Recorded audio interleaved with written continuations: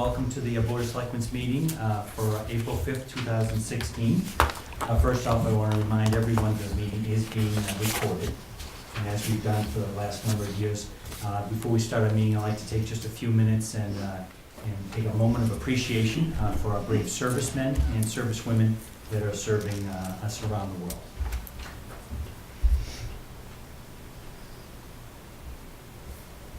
Thank you. So first order of business, we had a town election last week, so we have a brand new selectman, Michael Marcucci. So we want to welcome Michael. Welcome very much to the board. It's good to be here. Glad to have you here. Yeah. This will be good. So Michael doesn't come too far, he just comes up a floor, as people might know. Michael's been on the warrant committee for the last 5 years or so, 4 years and stuff, so he's just moving up a step. So welcome you. Thank you. Good to be here. And another order of business that we take care of at this time of year is the reorganization of the board. Typically what we've been the tradition of the town has been to kind of rotate the chairman's position every year so that we all get a turn to have fun being the chairman or chairperson of the board. So I guess, Pete, if you want to make some motions. I would make a motion that Mark Fisher be the chair of the board. Second? All in favor? Yep. Aye. Okay. And I guess I'd like to make a motion that Pete Peterson be elected as clerk of the board. I'll second that. All in favor? Okay. All right, and then... As long as I don't have to do anything. I think that's right. And then that just leaves you, Mike, as the third member. So. We've got a couple of appointments tonight. We've got school superintendent, Dr. Marsden is here to chat with us in a minute to talk about an application that we're going to be signing regarding the Dale Street School and the funding process for the school building assistance program. And we also have at 7:30, we're going to have a public hearing. We've got 3 streets that we're looking to accept tonight as part of the process, moving towards town meeting to accept them as public roads in the town of Medfield. There's Erik Rd Extension, there's Quarry Rd Extension, and then also Rockwood Ln. So we'll handle that at 7:30. And we do have a couple of other things here. So I think, without further ado, Jeff, are you ready to chat with us? Great, thank you. Thank you, Mr. Chair, members of the board. As some of you know, in 2012, the Medfield Public Schools submitted a statement of interest for a new Dale Street school. In that year, the MSBA did not approve that and did not enter the program. So as required, each year after that, you submit once, you need to require to keep in the queue and in the list. In the spring of 2013, the district did not do that, so we're going to start new as far as being on the list, and this will allow us to at least have MSBA consider the fact that we could have a new Dale Street school in the coming years. They have the following priorities when they look at schools.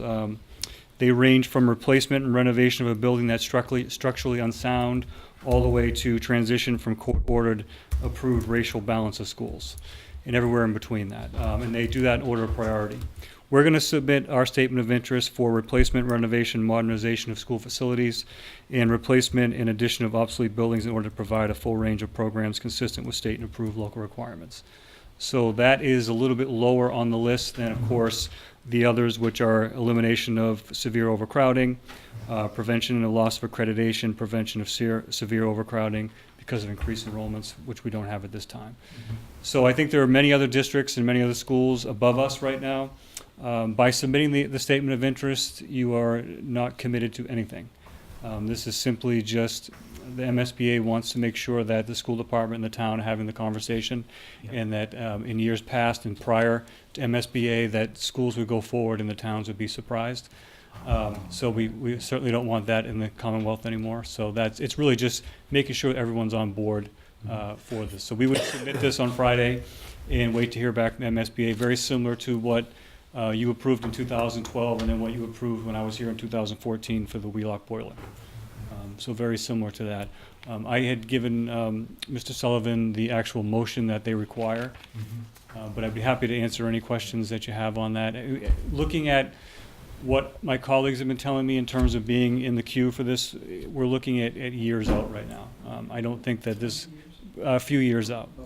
Yeah, I wouldn't think that unless they surprise us with coming to Dale Street and thinking that we need a new one right away, I think we're looking at 2, 3, 4 years out before we start this process. So it's a very initial small step to a very long process with MSBA, but certainly one that we need to do prior to getting any consideration from them. Pete, did you have any questions about that? My question was really just the timing. Yeah. I assume that it might come to pass that they look favorably on us and, Right. or address us, I guess. And It was a negotiation, isn't that what they do? well, they come in and take a look at, they see the priorities, and then there's a list, and within that priority, they come and visit the site, and then they make a determination and list of the priorities. So they did that for Wheelock. They came to Wheelock a couple of years ago and did a site visit, took a lot of notes, and said that absolutely we need to be funded for new boilers there because they were old. So a similar process, but on a larger scale because we're talking about the entire school. So I think, as I mentioned to Mark earlier before the meeting, that if we're not accepted in the program this year, then what I'm asking for this evening will become an annual event. Because in order for us to stay on the list, we have to do this each year. Once you stop doing it, you're right off the list, which we are off the list right now. Based on my tour of the school, which was with Bob McGuire and Tim Bonfatti years ago, Mhm. it seemed to me likely that it can't be rehabbed because of the requirements for Correct. schools today, that the rooms are not the right size. Right.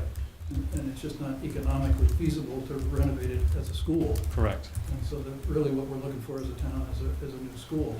Right, and I want to mention too that Tim had mentioned that he would like to be here this evening, but he had another commitment, and he wanted me to pass along that the permanent building committee was in support of submitting an SOI in this as well. So one of the things that I am curious about, Jeff, if we do build a new school, are there synergies if we put that school next to Wheelock or one of the other schools so that we could maybe have one principal or Sure. administrative staff to Sure. run the whole? the two Yeah, I buildings? think one of the things I'd like to look at as we go through this process is I think the town's identified the area behind Wheelock as a place they'd like to build a new school if we ever do build a new school. I'd love to have common areas in there, a common cafeteria, auditorium, et cetera, and make one building. So a 2 through 5 instead of having another separate. I think the transitions are tough, going every 2 years from one building to the next. So if we could have a campus setting there and maybe have a 2 to 5 building with shared common areas like a cafeteria and auditorium, that would make sense. Connect the building to Right. the existing Wheelock. Right. That's a great idea. I mean, that's what I'd like to do, but as you know, the devil's in the details. When we start getting into it, they may say, well, if you're going to do that, then you need to upgrade the entire Wheelock. So we'll have to look at that whole process, but I think that it makes sense to look at that, and like you said, have one principal or something. Does the school building assistants have that for the lower grade schools? Do they have the same system that they have for the high schools where they have model schools? The model schools? And they want you to build Whitman, Hanson. Right, so they just came out with an elementary model a couple of years ago. Interesting. Yeah, so they've done that. I know that many schools have used the model for high school, and it's worked out very, very well. They're still able to put their own character or whatever they want, like Norwood did that, where they kept the facade of their old high school there, but the inside and the design, And Norwood apparently saved a lot of a money. lot of money doing that, a lot of money. I think Natick did it very similar, but to a larger scale, but using the same types of plans. So I think it makes a lot of sense because you certainly save a lot of money in the architectural costs. And I think right now, we're at 39% reimbursement for Medfield. So sometimes people say to me, well, why can't we just go and build one? We built a DPW, no, you have to go through the process because schools are more expensive, and you can't leave 39 cents on the dollar on the table. I mean, you have to go through that process so that the town recoups that money. You can't go out there's been 1 or 2 towns that have done that. They've gone out on their own, and they've carried the entire bill, which is pretty hefty for a school these days. Yeah. So I think that, we're doing it prudent in certain terms of working with the state, but it does take a little bit longer than if you just went on your own and did it. In my first year as a selectman, the school committee and the superintendent announced that we needed to build 3 new schools at a cost of $56 million, and I was just kind of floored. So I spent a year going to meetings about Sure. school buildings and discovered that, yes, we did in fact need to redo 3 schools, and that schools were that expensive. And at that time, what was interesting was they were redoing the school building assistance program. Right. We got in under the wire to qualify The old- under the old system. Right. We got 63% Wow. reimbursement Wow. for those 3 schools. And so that, obviously, if we had waited on any of those, Yeah. we would have. We lost a lot. A lot of Mm-hmm. less reimbursement. Michael? No questions, no. No, I think that my only question was too, was how, where we stood on the list, and that's good, I'm glad you answered that at first, yeah, Mhm. we got a ways to go. We do have a ways to go, unless we're surprised. Yeah. You know, I don't foresee that. I know that other communities have been waiting Yeah. many years for similar projects.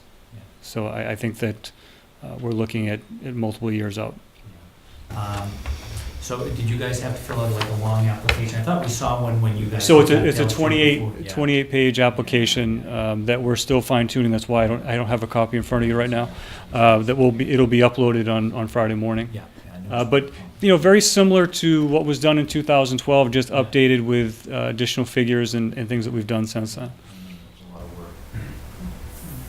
So I think then, do we have a motion here, I believe, that we need to, I guess, adopt and read, I don't know. Yes, it is. It has to be that language from the MSBA. So do you, I don't know, Unfortunately. do you want to read that maybe, just to make sure? No, it's kind of- Yeah, maybe just be safe. If you want. Yeah, I should do that. Motion for, I would move that having convened an open meeting on April 5, 2016, prior to the closing date, the Board of Selectmen of Medfield authorizes the superintendent, we authorize the superintendent to submit to the Massachusetts School Building Authority the statement of interest form dated April 8, 2016 for the Dale Street School located at 45 Adams Street, Medfield, Massachusetts, which describes and explains the following deficiencies and the priority categories for which an application may be submitted to the Massachusetts School Building Authority in the future. Replacement, renovation, or modernization of school facility systems such as roofs, windows, boilers, heating, and ventilating systems to increase energy conservation and decrease energy-related costs in a school facility. Replacement of or addition to obsolete buildings in order to provide for a full range of programs consistent with state and approved local requirements, And hereby further specifically acknowledges that by submitting this statement of interest form, the Massachusetts School Building Authority in no way guarantees the acceptance or the approval of an application, the awarding of a grant, or any other funding commitment from the Massachusetts School Building Authority, or commits the town of Medfield to filing an application for funding with the Massachusetts School Building Authority. Thank you very much. Sorry, for Pete. reading that. They make us do that. Yeah. Do we have a second on that? motion? I second the motion. All in favor? Aye. Excellent, good. Thank you. I appreciate that. Did you want to show us your show and tell? Sure. What the field's gonna look like? I'll grab that. So I thought someone might ask me a question on it, so I thought we'd bring it here. Yeah. It's looking smaller than the other It one. is. Can you believe how much this costs? So this gives you a sense, cross-section of what the field would look like if approved at town meeting. This is called the shock pad. I suggest if you just put it down, Sure. then the TV will be able Okay, to perfect. show it Yeah. to the people at home. So the white layer on the bottom is the shock pad. Okay. So that has the life of 16 to 20 years, and that is what is being used now to reduce concussions. Okay. And the neat part about that is not only the concussion reduction, but also in the future you can take the turf right off and then put a new turf right on and leave that shock pad there. Okay. So it's good for two turf lives of that. What you see inside is the infill, is the green. The green, yeah. So typically you'll see that on fields now is the black rubber. Okay. So that takes the place of the black rubber as infill, and that is acrylic coated sand. So the neat part about that is that it compacts very, very well, better than rubber. Yeah. It's reusable, so you do it once and that's it, whereas rubber you're putting on all the time. Every year you're replenishing that. It doesn't end up on everyone's clothes and shoes and everyone's cars all the time like it does now. And then any concerns anyone would have regarding black rubber, Yeah. it's off the table because it's acrylic coated sand. So we went to go see a field in Newburyport last week that has this. It's outstanding. They're very happy with it. There are 4 up in the North Shore that are going up over the summer. There are 48 turf fields going in Massachusetts this summer that are going out to bid.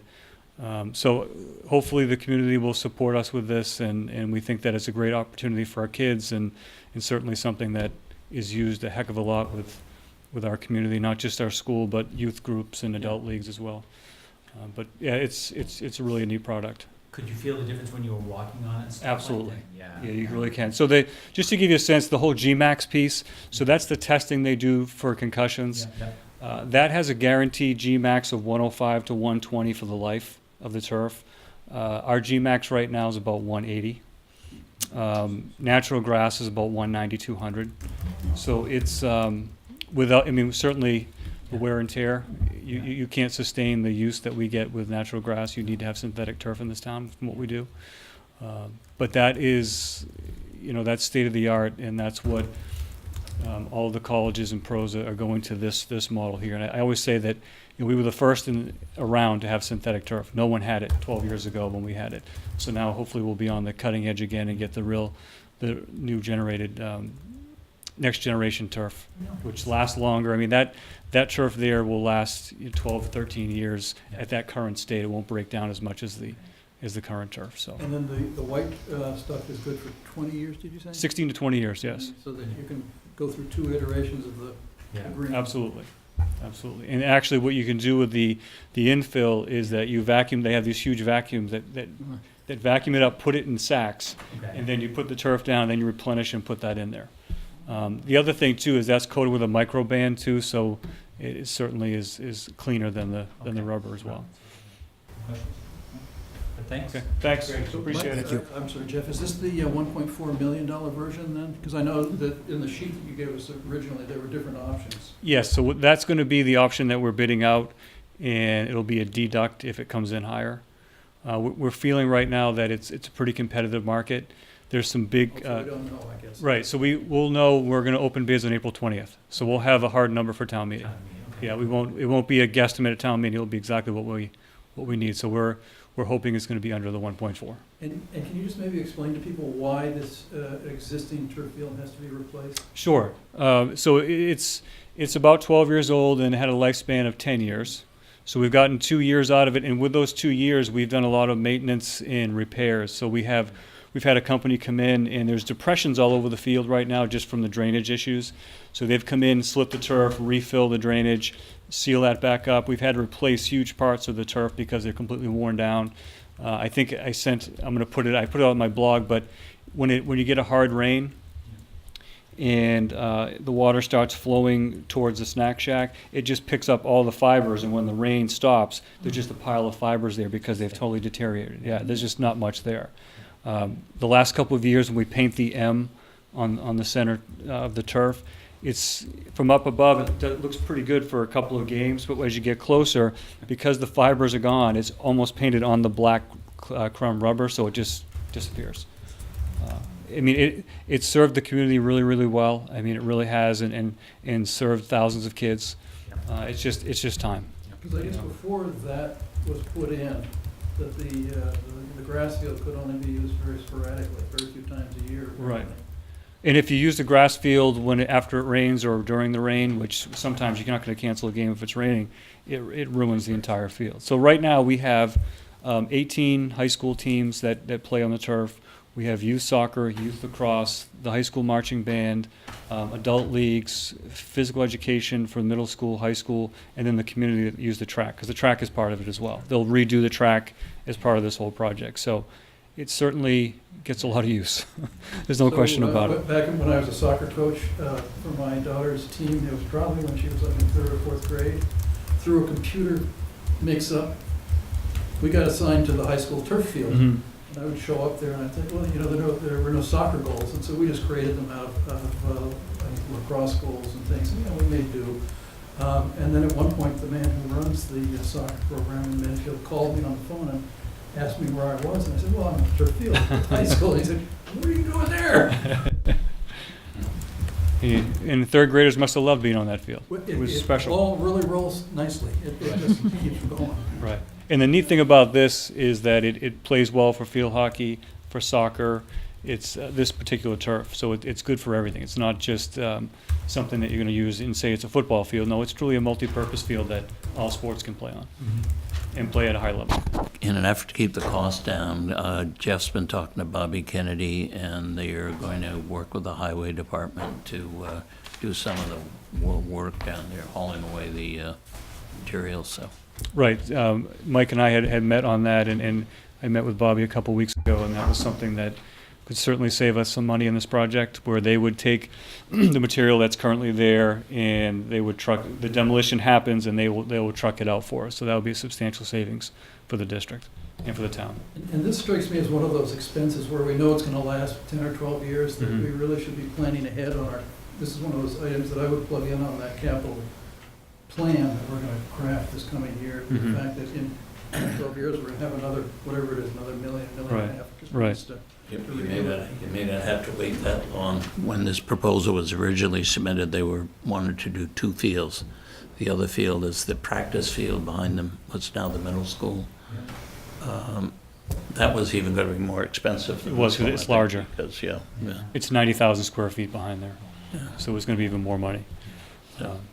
You know, when we started the field study last year, we were hoping it was going to be a peel off and a redo. That was the hope. But the sense that we got based on the flooding and drainage issues, there was some drainage issues below, and that was something they found during the study.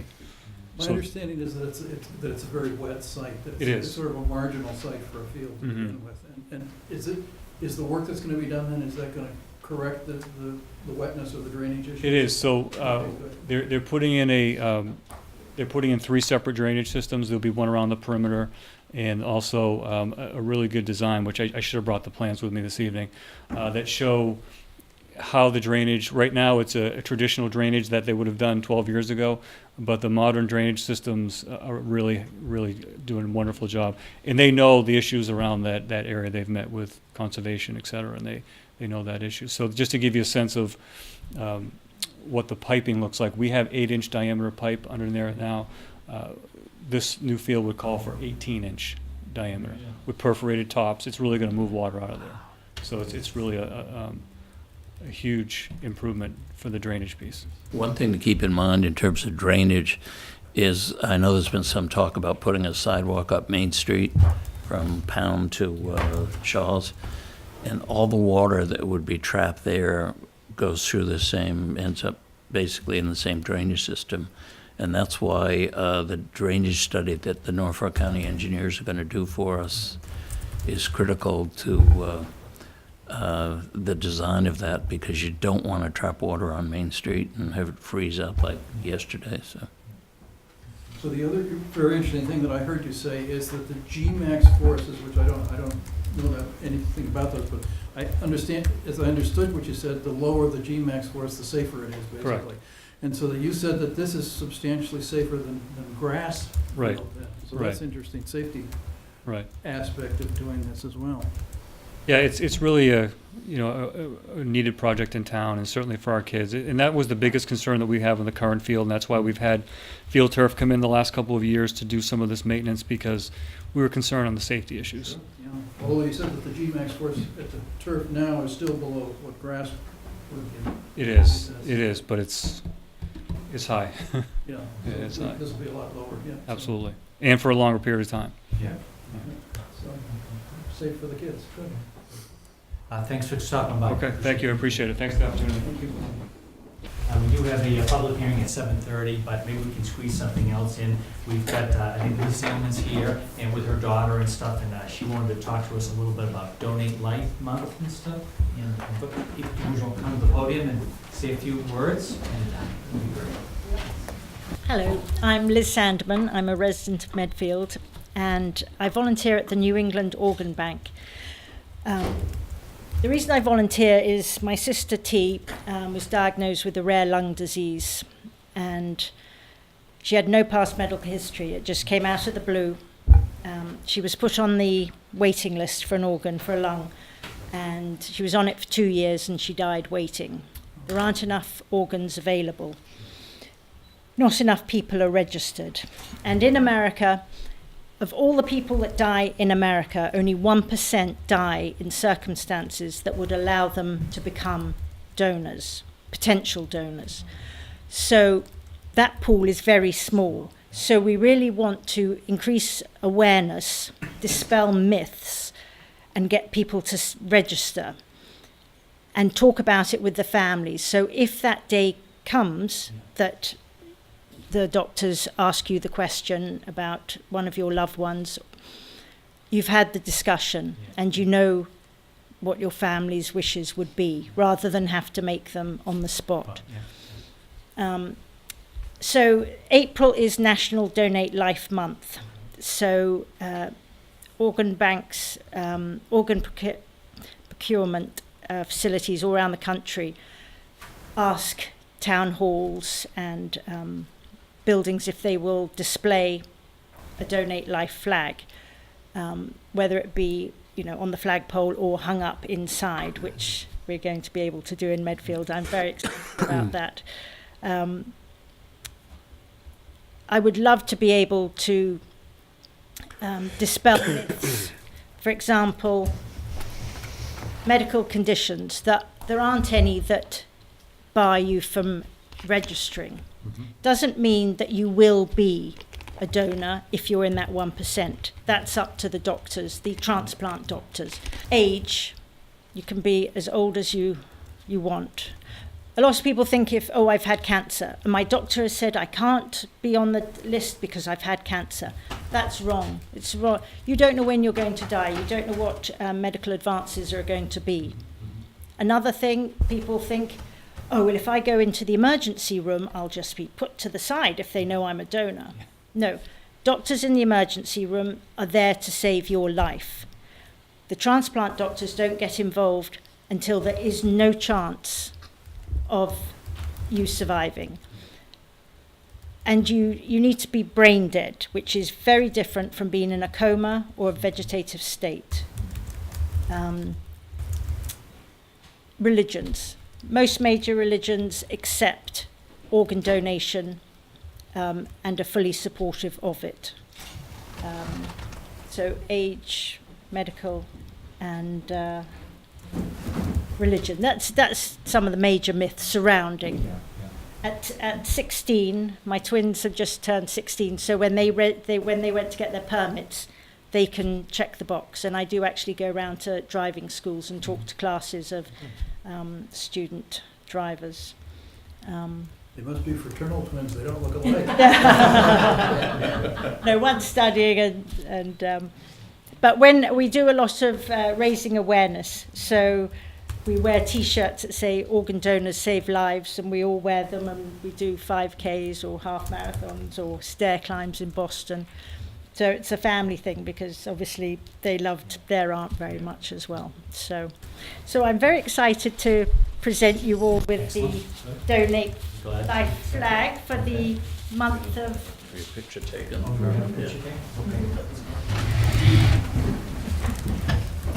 For the month of April. I'm so sorry about your sister. Thank you. Well, this is raising awareness so other families won't go through what we...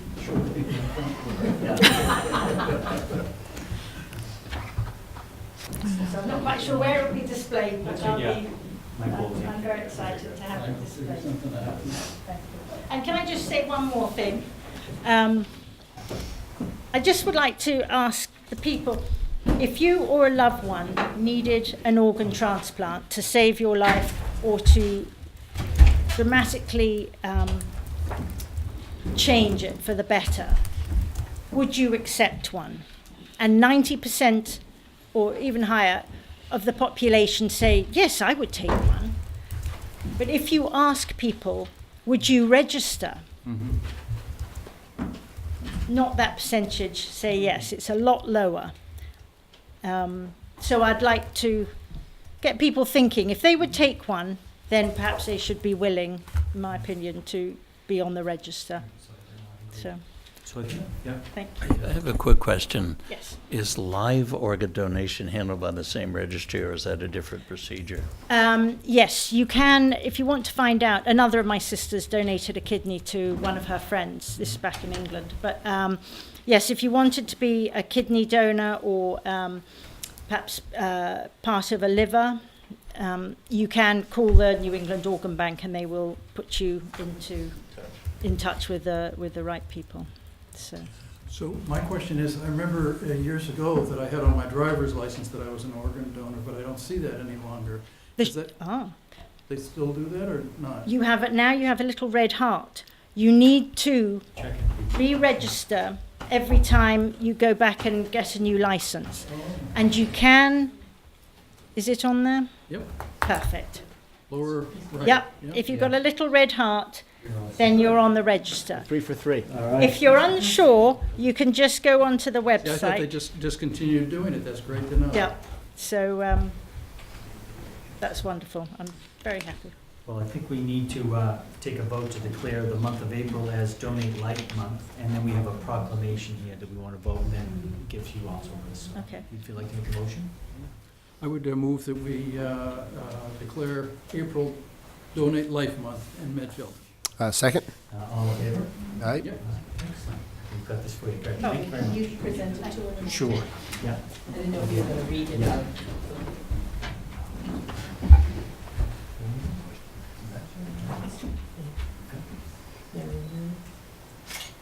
Thank you so much. Thank you. Thank you. Thanks for doing it. We're a little past 7:30, but we'll go ahead and I think open our public hearing for 3 street acceptances, Erik Rd Extension, Quarry Rd Extension, and Rockwood Ln. So, I think there's he's got a- there's legal ad that you Yeah. should read. So I do have functions as a clerk, huh? Legal notice, Town of Medfield, public hearing, street acceptance. And this was published in the Medfield Press on March Oh, they have it messed up. 21st. March 21st. Yeah. What's the 5 after No, the no, 21st? Yeah. Notice is hereby given that the Board of Selectmen will hold a public hearing on Tuesday, April 5, 2016, 7:30 PM at the Medfield Townhouse, 459 Main Street, Machinery Meeting Room, 2nd floor, on their intention to lay out as public ways the following named streets or portions thereof and any and all easements thereto. Erik Rd Extension, Station 0 plus 00.00 to 9 plus 00.00. Quarry Rd Extension, Station 8 plus 88.00 to 16 plus 97.87. Rockwood Lane, Station 0 plus 00 to 4 plus 97.81. Plans may be reviewed at the Town of Medfield, at the Townhouse, 459 Main Street, Medfield, Board of Selectmen, Town of Medfield. So hearing, I guess, is open, and I know we've got some letters in here from the planning board, so they did follow the process where they indicate where they've had different meetings over the past year where they've voted to recommend acceptance of these roads. There was a meeting in February 1st, and they had a meeting back on November 2nd for one of the roads, and also a meeting on October 19th. So the planning board is recommending acceptances. Yeah, yes, and I spoke to Ken Feeney today, and he said the only problem he has, there are 2 dead trees on Rockwood Lane that he would like to see replaced. Other than that, he felt it meets the standards for public acceptance as a public way. Let me explain a little bit about the procedure, since you haven't done this in a while.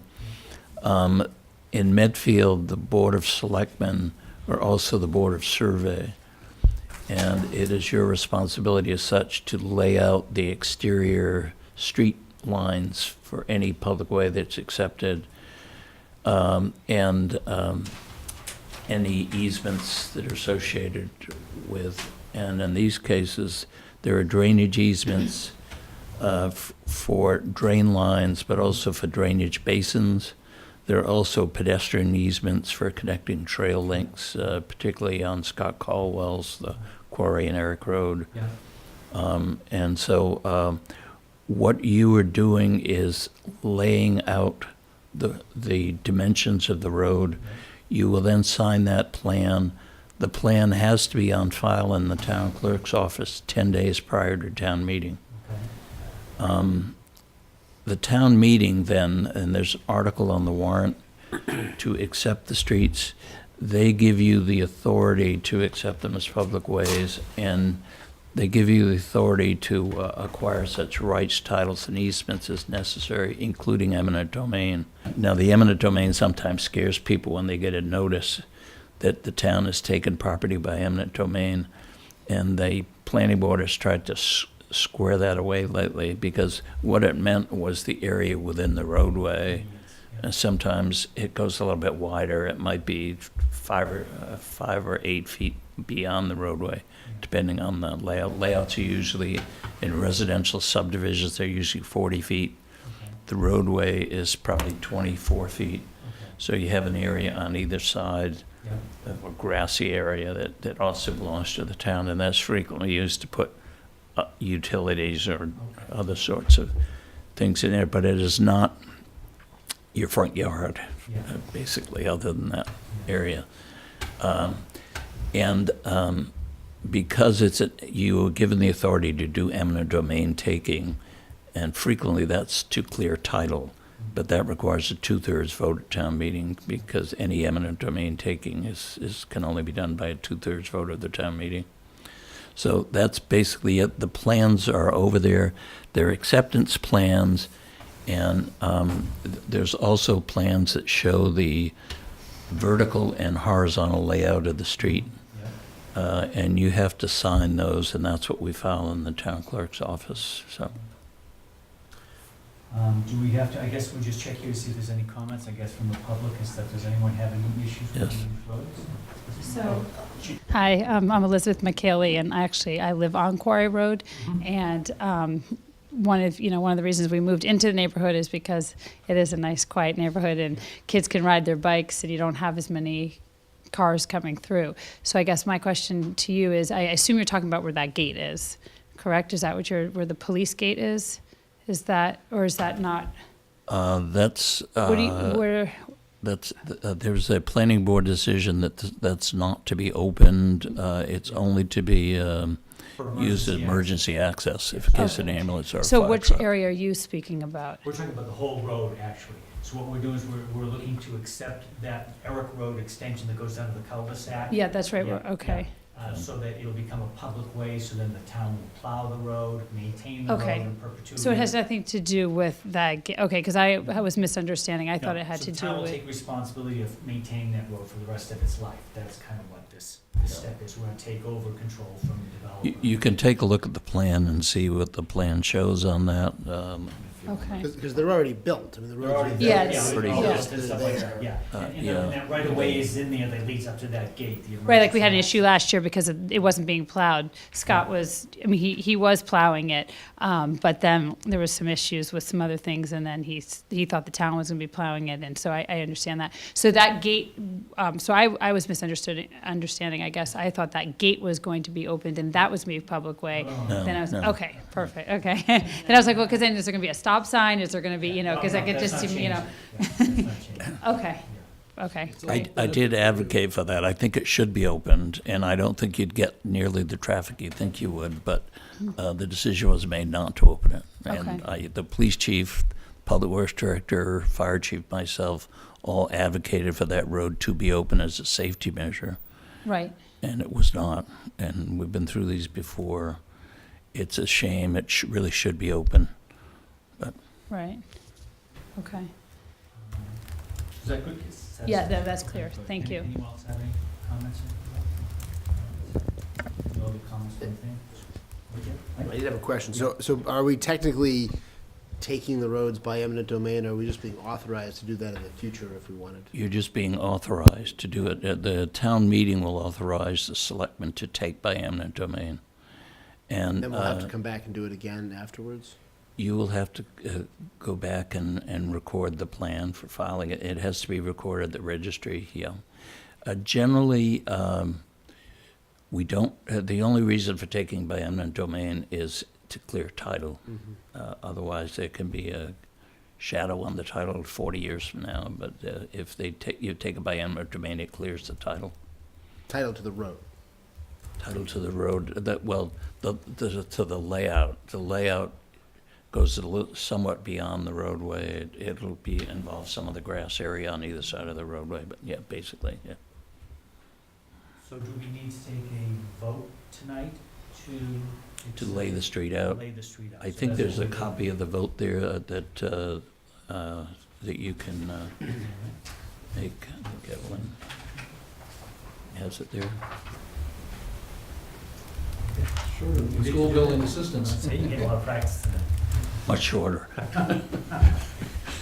I move that the Board of Selectmen, acting in its capacity as a board of survey, vote to lay out the following named streets, including easements, as shown on the plans and descriptions before the board tonight.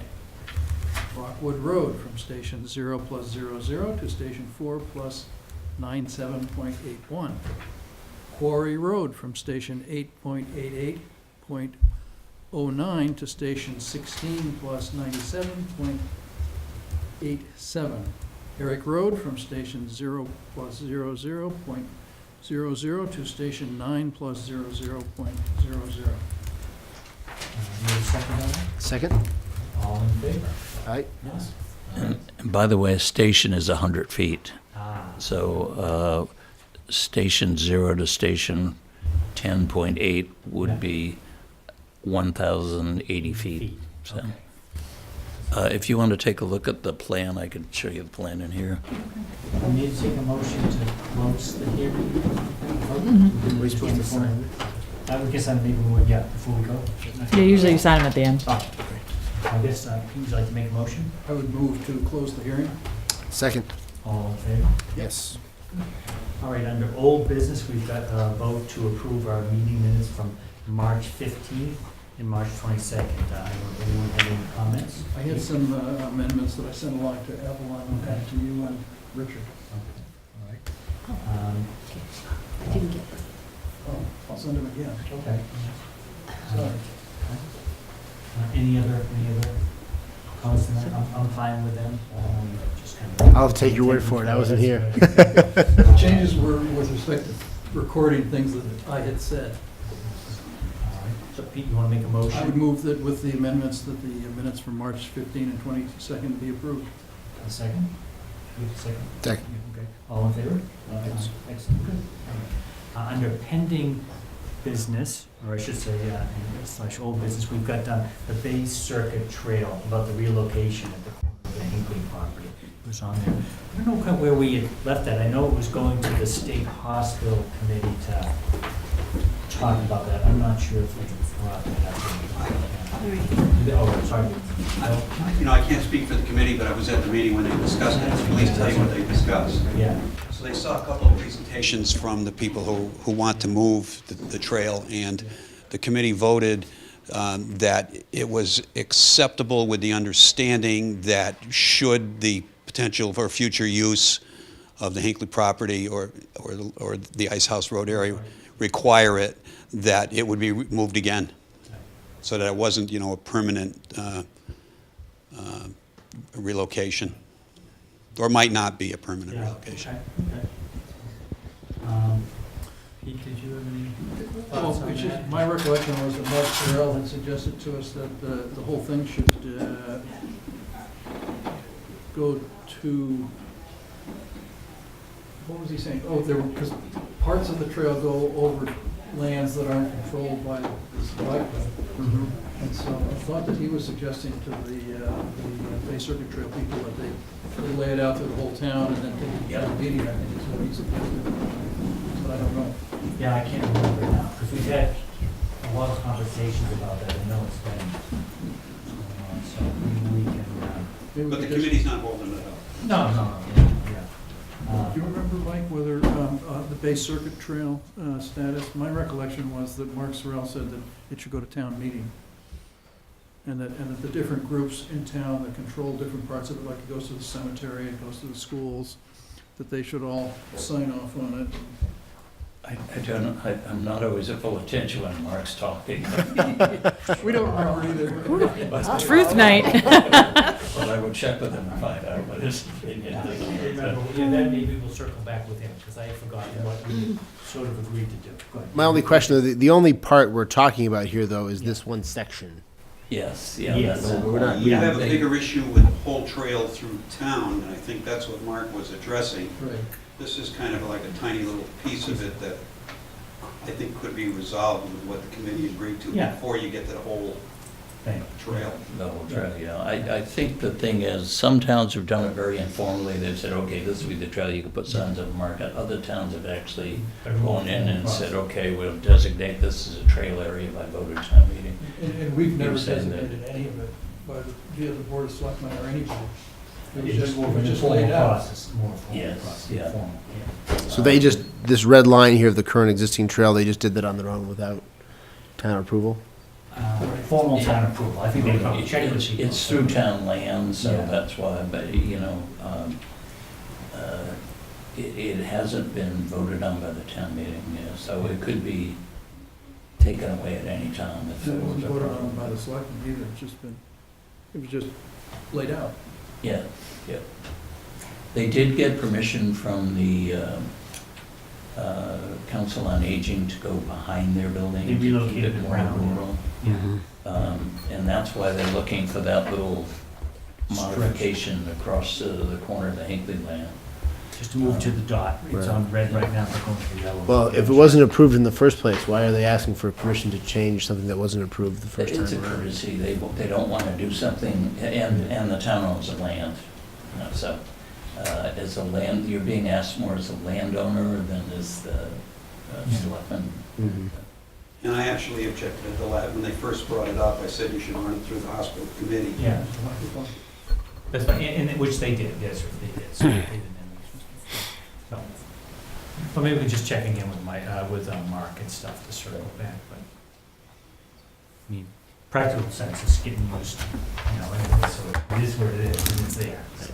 No, nobody's being thrown off that property No. presently if they're walking through No. purportedly A on few the- squirrels. the A Bay few Circuit squirrels will Trail. have to relocate. And beavers. And beavers. I'm not sure anybody would know when you're on the Hinkley land and not on the Hinkley land anyway. is it?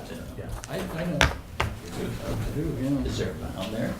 No, I just happened to live next door to it, so I used to walk my dog there about 30, starting And you 30 can years tell ago. which land you're on? Yeah. Well, you're good, yeah. Next up, we're asked to vote on a 2% cost of living increase. I assume this is for the This is being recommended in Town meeting. the warrant committee and the personnel board, and, yeah. The warrant committee is voting tonight, and the personnel board has already voted for it, in favor. Anyone, do you have any more questions about? What was the cost of that approximately? Approximately 107,000. Pete, would you like to make a motion? I would move that we vote a 2% cost of living increase. Do we vote to do it or You to support it? Vote to recommend. At the town meeting. Second? Okay, all in favor? Yes. Next, we have a vote to transfer $500 to complete the payment for the State Champions banner. Total cost was $1,500. Our memo contributed $1,000 towards the two banners. And we, at our last meeting, Richard had asked that the town kick in $500 towards that. And actually, in response to the discussion at the last meeting, Richard was able to negotiate two banners for the price of one. So there'll be a banner for state champion athletic teams, and there'll be another banner for music or other. So should we do a little contest and invite the public to say what should be on the second banner? I think the banners, Richard Oh, they're already emailed me done? today. He was going to pick them up and drop them off at the fire We station. could have a contest to see what they're going to say. Okay. So Pete, would you like to make a motion? I would move to transfer $500 for payment of the state banner, or the banners. Second? Okay, all in favor? Yes. Next is, we need to vote for our representative to the Metropolitan Area Planning Council, I guess, for a 3-year term. Who's that? Who's our local? Sarah is the, Sarah is, okay, yes, yeah. and you can designate an alternate for the same term. Generally, that's been a member of the planning board. It doesn't have to be, but I think it's probably, if one of them wants to serve, that would be the most appropriate, but, so if you want to check with the planning board to see who they might designate, and if they don't want to designate someone, then you could choose someone else to act as an alternate, so. Good. So should we hold off on this until we hear from the planning board, or we want to, I at least we'll I don't go think with you Sarah? need to, no. No, we'll go with Sarah now. Okay. And then if- I think Sarah's chairman of one of the. She is chairman. So I MAPC guess sub. It would be Yes. important for her to continue. A little embarrassing otherwise. So I would move to appoint Sarah Raposa as our representative to the Metropolitan Area Planning Commission for a 3-year term. Second? All in favor? All right. Good. Yes. Next up, we've got son of a gun. We were looking pretty good, but we ended up with a snow emergency. So I guess we've got some memorandum here from Michael about the snow deficit. Yeah, and actually, I've been working with Mike in his former capacity as chairman of the warrant committee to come up with a way of not spending any money under the snow emergency, but rather doing it as a transfer from the Okay. reserve fund, which will put it totally under the warrant committee. Snow emergency has to be declared by both the selectmen and the warrant committee. Okay. A reserve fund transfer is by the warrant committee only. Okay, so we're not gonna have to vote a snow emergency? Well, I think you probably should vote one anyway, in Just in case, case? God forbid, we get another snowstorm, so, because with this transfer, we'll be down to 0 in the budget. Okay. So, and the transfer, I think it's just under 21,000. I've prepared a sheet there for you. So. I would move to vote to declare a snow emergency. Second? All in favor? Yep. And in case the public is wondering the amount of the reserve fund transfer, if you could, Yeah, if you want, yeah, as well as Yeah. 20,000. And should we also vote for the reserve fund transfer request, or will that should be submitted by Ken? it was submitted by Ken, and I co-signed it with him Great. since he's, yeah. So did the Reserve warrant fund committee have it transfer tonight? Yeah. Okay, great. Request is $20,814.70. Okay. So we'll vote on that too, I guess? Yeah, and that covers everything through this morning, so. Pete, I you made a would, motion? move to do that reserve fund transfer in that amount. All right, and Mike, Second? all in favor? All right. Who is the chair of the warrant committee now that their old chair is here? Martha Festa. Good. It's a big upgrade for the warrant committee. We've got some more stuff here from Ken. We've got 3 small Chapter 90 funding reimbursement requests for 3 different projects that aren't quite done, but they're just interim amounts. So Right. 3 votes, I guess, yeah.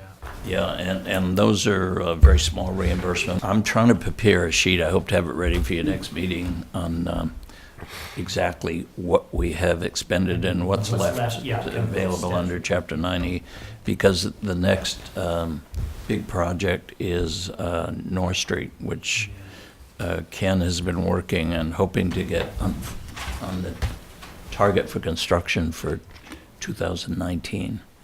Which is very early given the state schedule. One of the problems now, the state's priorities have shifted more towards bicycle paths,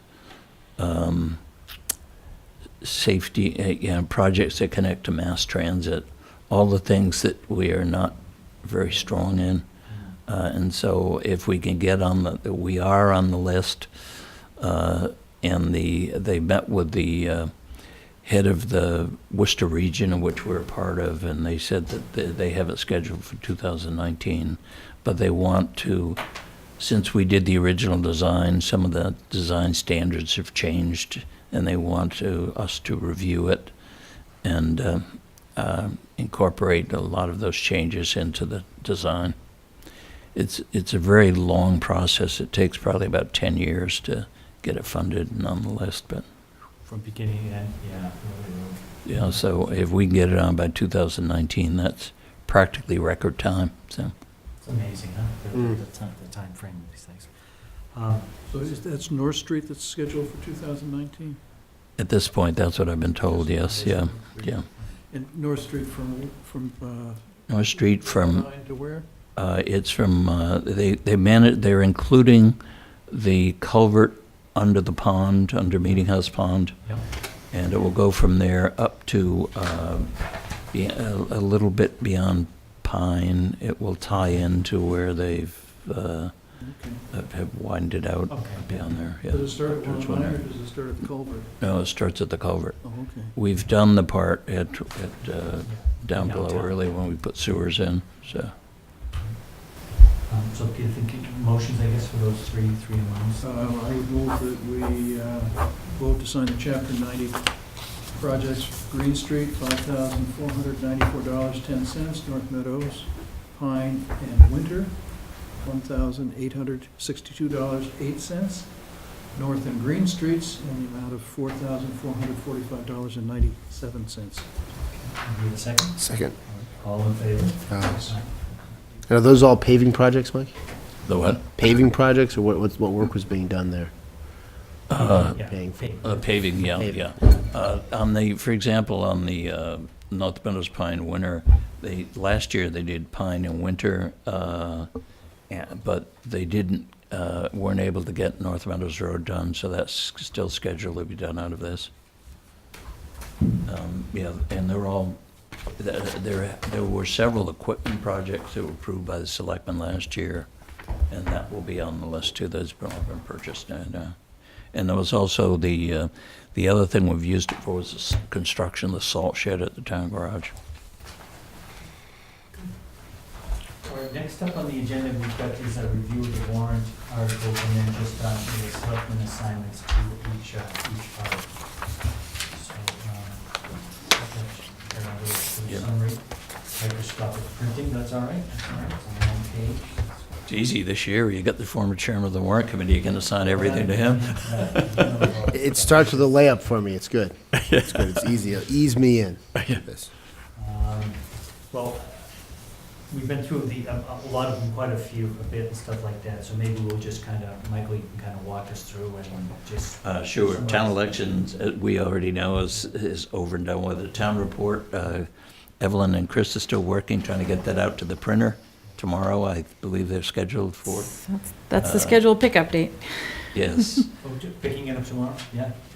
Well, we send it to them, but it Yes. should be to them by 5:30 tomorrow. Ish. Items 3 through 12 are part of the consent calendar, unless somebody wants them discussed separately.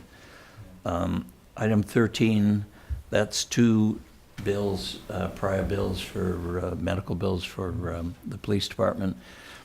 That requires a 4/5 vote at an annual town meeting. And it totals $864, so I think the police chief can handle that appropriately, if not. But whoever is going to handle police and fire budgets would be the logical one if they're. If when you vote it, just say it loud enough so Evelyn can check it off on her list there. So, the item 14 and is the salary of elected officials. The only change there is the warrant committee is recommending a $2,000 increase for the town clerk. It brings her salary, I believe, from 66 to 68,000. Correct. The salary, the only other paid elected officials are the selectmen and the assessors, and they're paid $900 annual stipends. 15 is the personnel pay plan. That's the part of which you voted on tonight was the 2% change in the salary rates there.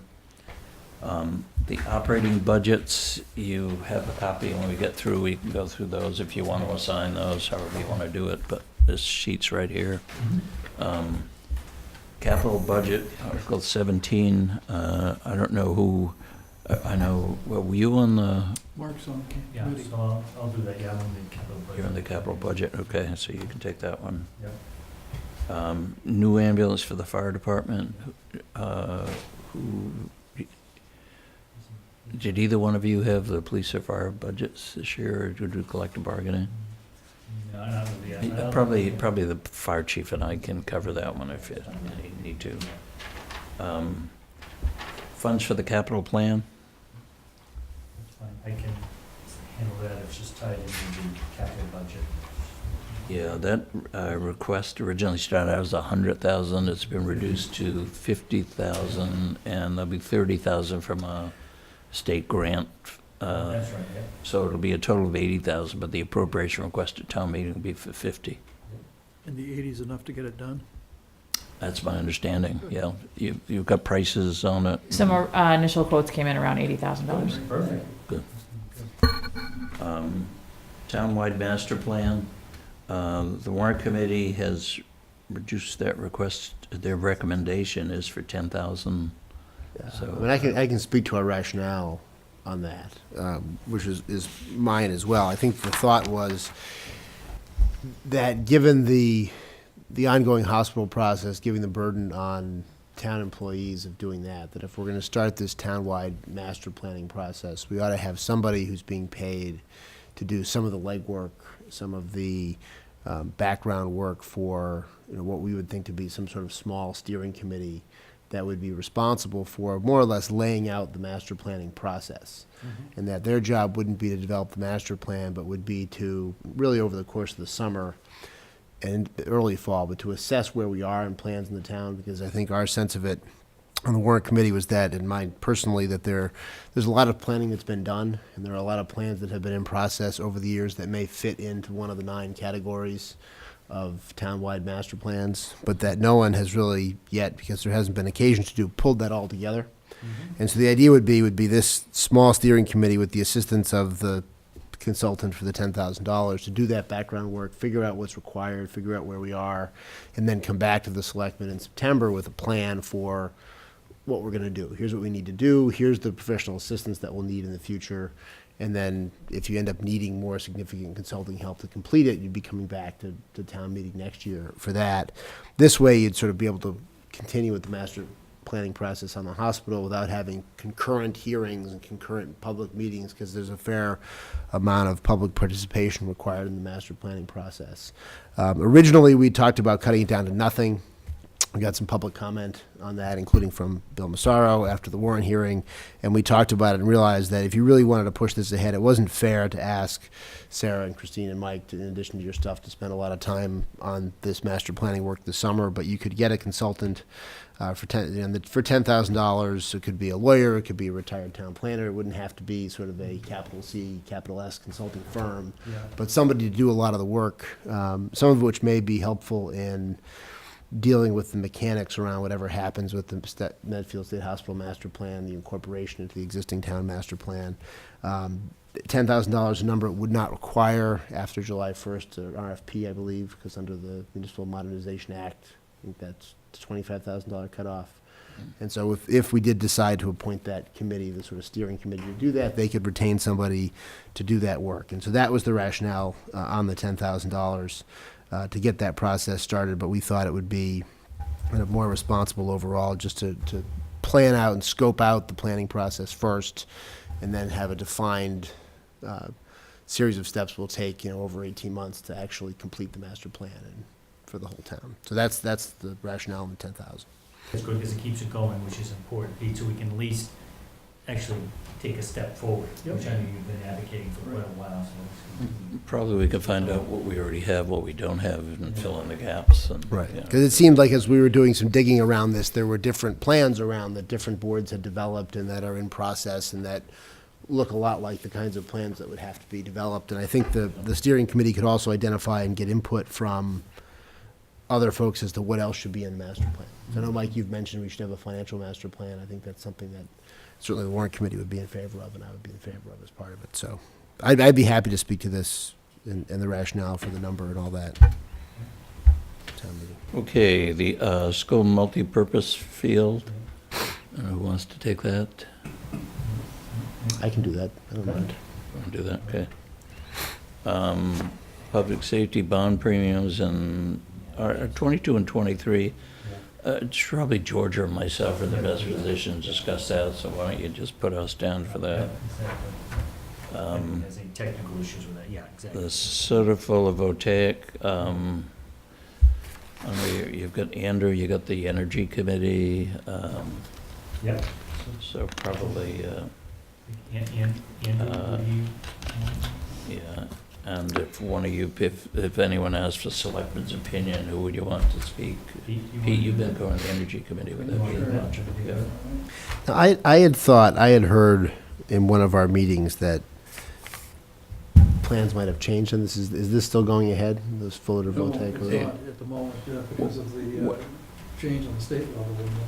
The SRECs or whatever. The SRECs Yeah. and the metering, so that it's on hold at the moment. Okay. I think what they've decided to do, they'd still like to go ahead with this article, Mhm. but not go ahead with the project until the issue of the SREC I credits is see. resolved. Okay. So then if the SREC credits get resolved, they want to hop on fast so that they can get moving on it. And would that come back through the selectmen before that went ahead, or would this just? Yes, yeah.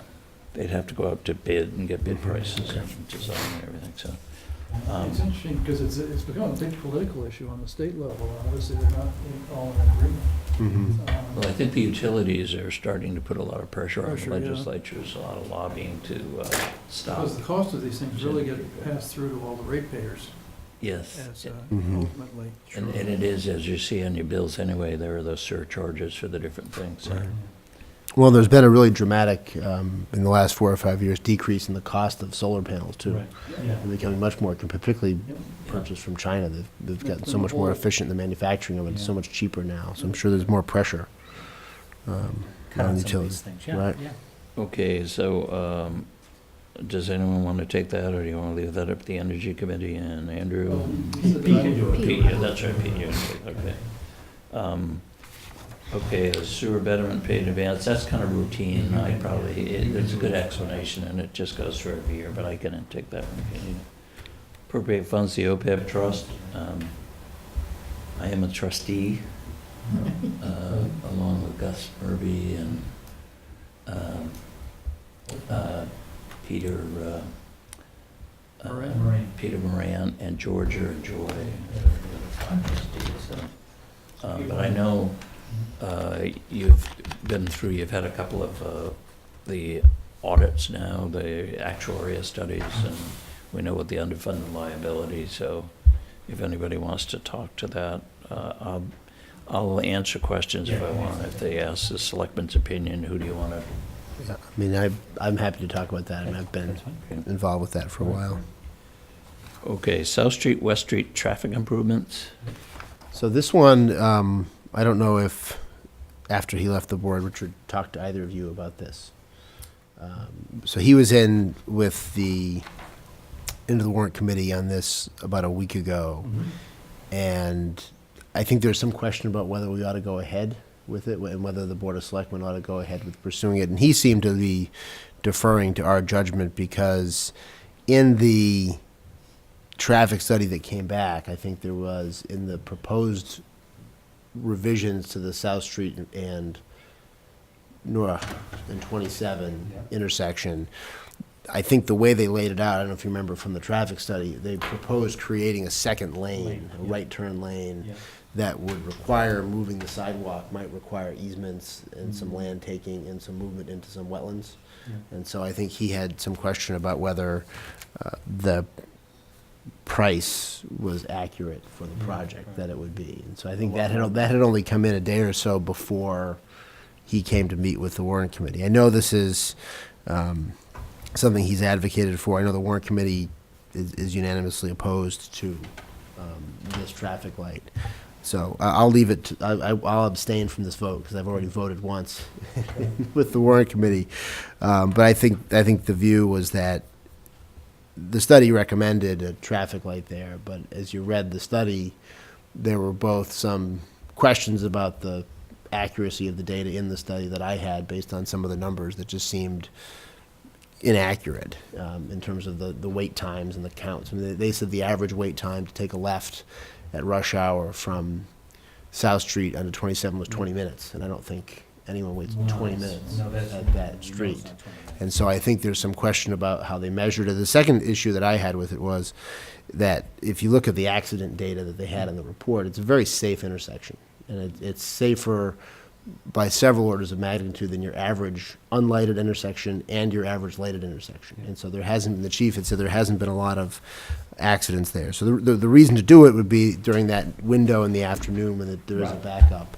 I'm not sure necessarily that the case has been made, and the warrant committee didn't think the case has been made that it was worth doing it this time. And then I think Richard's issue was that once you see that you need now easements and it's a bigger project, then Yeah.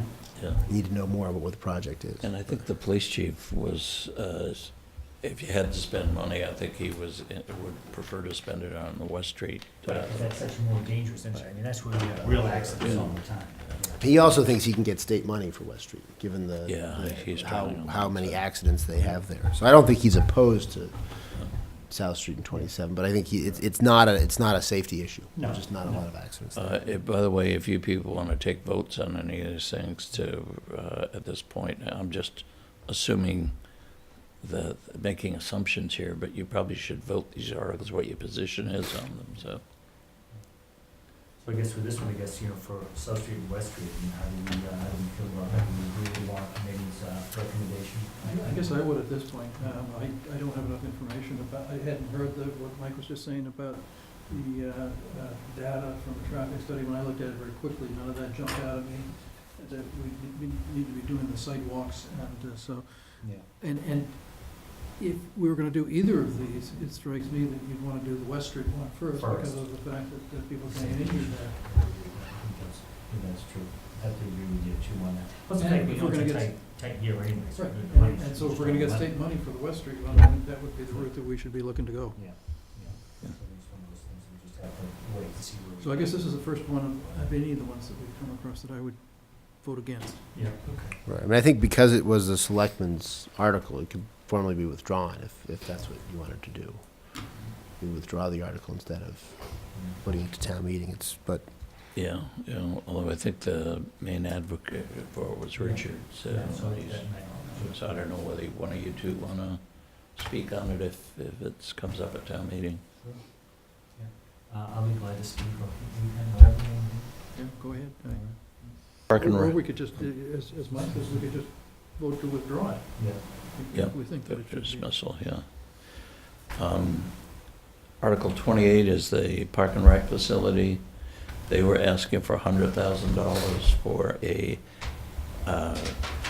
hiring a project manager and an architect and preparing preliminary plans. The warrant committee has come up with an alternative proposal for that they've discussed with Park and Rec. Okay. Mike, do you want to? So this was true on 28 and 29, that the warrant committee's view was that all of the building projects ought to go through in the first instance the permanent planning and building committee, and that they ought to at least offer an opinion in sort of setting what the plan is going to be for these kinds of building projects. With respect to the park and recreation facility, we didn't think they were yet at the point where it was worthwhile to be hiring someone, an architect, and designing a building. They're not really, they want it to be on Hospital Hill, but they don't really have a location for it yet. And that the bigger question would be, what would the economics be of the building that they have in mind? They're sort of thinking of the sort of field house type facility. And so what we had suggested to them is that if they did, instead of a building design, they did a programmatic financial analysis of what kind of programs they're currently running, what additional programs they could run, and what those would be likely to generate revenue-wise. That would give them a sense of how much money could be contributed either to the town or to the project from the park and rec programs themselves, and what the impact, if any, on their programs it would be of putting in that building, or of what really is the alternative of not having a designated park and rec building, which is probably the alternative to a new building at this point, given the condition of the FAF Center. So if they did that programmatic study, they could use their own revolving funds to fund it. It would not come off the tax levy. And so in the discussions the warrant committee had with Park and Rec, they agreed with that approach. And so the motion's been rewritten so that it's to authorize them to use the revolving funds for that programmatic financial study, but not town funds. Okay. For So that. we'll still have the warrant article here, it's just been rewritten as far as that. Yes. And my understanding is, Vicki, that you people talked to the warrant, to the Park and Rec about was 40,000? I can't remember if the last number was 40 or 60. We'll have to double check that. I had thought it was 60, but it might be 40. But I think both of those numbers were in the range of what we were comfortable with. It's coming out of their own revolving. Of the revolving. Yeah. Paying for it themselves then. Yeah, so we just need to have a figure for town meeting as to what to authorize. Yeah, one of the success stories over the past couple of years has been Parks and Recreation, and their programs have been much more successful, and the revolving fund has increased substantially over the past couple of years because their programs have been more successful. Yeah. So and the same thing with 29, right, as far as it's the center they're going to, they've got a grant or a gift, right, that's gonna take care of their plans, so this is no town money involved. No town money, and the warrant committee is voting tonight Yeah. on that. When we took a Okay. vote, we had, there was a split in the warrant committee on that between people who were undecided as yet and those who were against it. Okay. And so it was 5-4 in favor of undecided, and Okay. so it's going So into the there's warrant still- report, so I don't know what they've decided This is tonight. for the Council on Aging? or- Council on Aging. The addition, yeah, for the rest of the year. Okay, so we're still waiting to hear on that. Do you people want to wait until the warrant committee's voted, or do you want to take a vote tonight, or? I would just soon wait until we hear what they, because they have, I think, more information on it than we do. Yeah, I think the general concern there too was that it go through Definitely. planning process with the building committee and have them really scrutinize. The building committee did look at it, but they didn't think they had enough time to analyze it, so they, Yeah. I don't know if they took a formal position against it or if they're just sort of taking a neutral position on both of them because they didn't have enough time to analyze So it. the building committee hasn't weighed in on either one of these? No, Okay. not substantively. I mean, they're aware of them and they've discussed it. but- They have, I think they've taken the position that they should go through the building committee, Right. Yes. but they didn't want to take a position on the they didn't feel it was their role to take a position on the projects. Their role is to, once the town has decided on a project, to carry it out. Yeah, I understand, yeah. But they're not gonna come back with a position on these warrant articles on the building committee? I don't think so, No. I think they are discussing, the building committee is discussing kind of what, and they're gonna, what their role should be, and we'll be back to the selectmen Okay. about that issue. And they're meeting at 7 a.m. tomorrow if you want to get a first, if you want to stay late tonight. Hopefully we'll be done by Let the then. cots. Okay, so we'll, Hold on. hold on this, okay. The next two are the state hospital. Chris is probably in a better position to fill you, let you know. Yes, I'll be working on the maintenance article, and John Thompson is also asked to speak to that article as well, where he's the Okay. chairman of the State Hospital Building and Grounds Committee. And the recommendation for the amounts of money, Right, we're at 150,000 is what we're recommending. which is the same as last year. Correct. So we'll have John Thompson, so he'll be speaking. He'll be speaking to that. And then the state hospital consultants.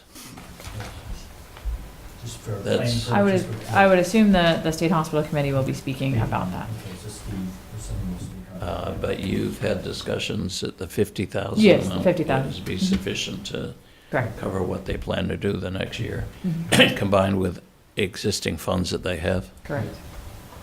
I apologize, I don't know what happened to my voice, it was fine all day. Just, yeah.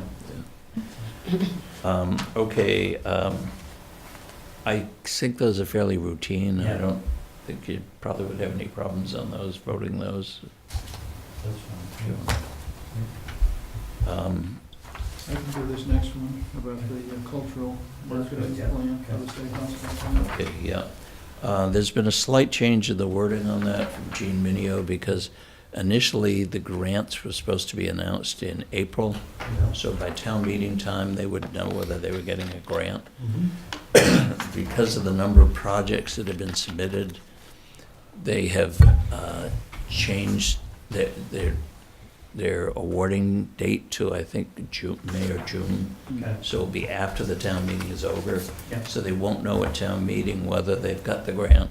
So there was a slight change of wording that I reviewed with Mark Yeah. Sorrell, and it allows them to accept, to appropriate the money subject to acceptance, subject to getting the grant. Okay. Funds for And John. I think the warrant committee wanted to add a couple of words in the original, into the motion to provide for a business plan, as a result of what the study was gonna study the feasibility and And the warrant committee wanted to add the wording and business plan as part of the outcome of the project. So, and the one question that came up of that with Gene is the selectmen wanted to co-sponsor this article.